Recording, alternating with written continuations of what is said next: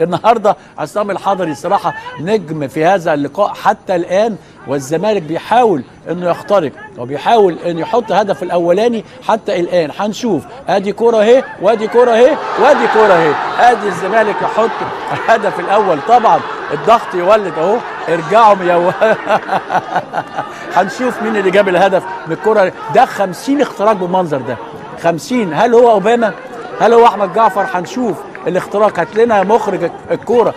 ادي الاختراق حلو قوي، تحرك بدون كوره وقع على طول، ده شكله حازم امام.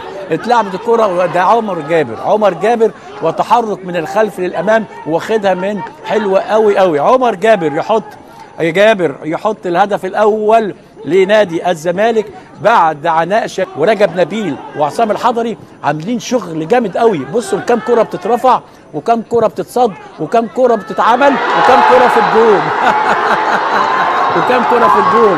احمد جعفر يحط هدف التعادل. احمد جعفر يحط هدف التعادل. لغايه دلوقتي ما يسعدش نادي الزمالك. في الدقيقه الثانيه وقت بدل ضائع يتعادل الزمالك بهدف لجعفر اهو، تتلعب بن حازم ويخش على طول جعفر ويحطها حلوه. ادي حازم وادي جعفر بتاع زمان يحط الهدف التعادل. بقول لكم المباراه دي مش هتنتهي الا مع صفاره الحكم. هل مأساة تليفونات بني سويف اهو طلعوا من هدومهم 2-2. التعادل برضو يضر.